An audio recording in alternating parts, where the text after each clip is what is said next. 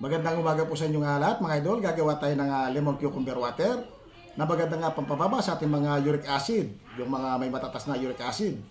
At maganda rin ito sa ating liver at ng ating bato. Ang lemon cucumber water ay mabisang pambus sa ating hydration at ng ating digestion. Maganda rin ito nga pang-support sa ating detoxification.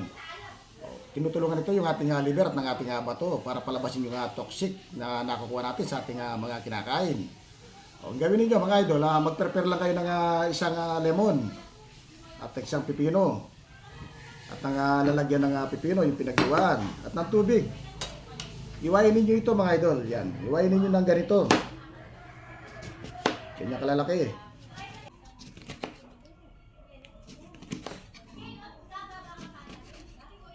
Yan. Ganyan lang kalalaki yung iwa. O tapos sundan yung pipino.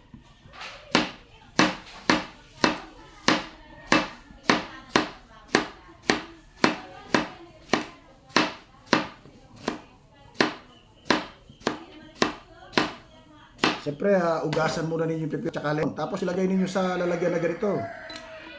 Lahat nang iniwan ninyo.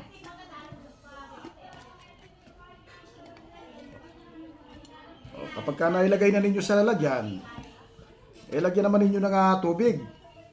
Yan. Sa isang litrong tubig,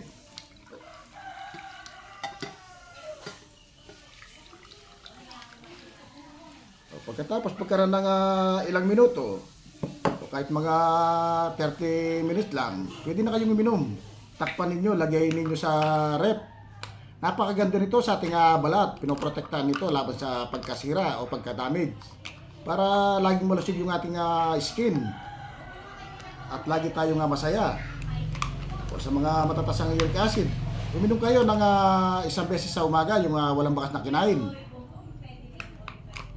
Pwede kayo uminom nito ng 2-3 beses. O maganda ito panlinis o pan-detox. At maganda rin ito pampatas ng ating immune system. O yung mga kulang sa tubig. O, gawin niyo ito mga idol araw-araw. O ito na yung ating ginawa kanina mga idol. Pwede na tayong uminom. Pagkaraan ng mga 20 to 30 minutes, pwede na yan.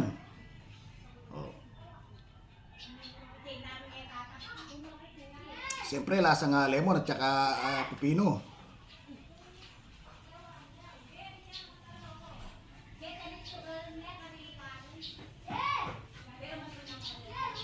O, gawin niyo ito mga idol araw-araw.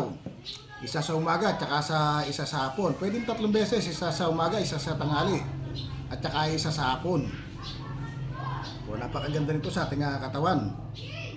Para lagi tayong healthy at masaya. Para luminis yung ating kidney at mawala yung ating uric acid.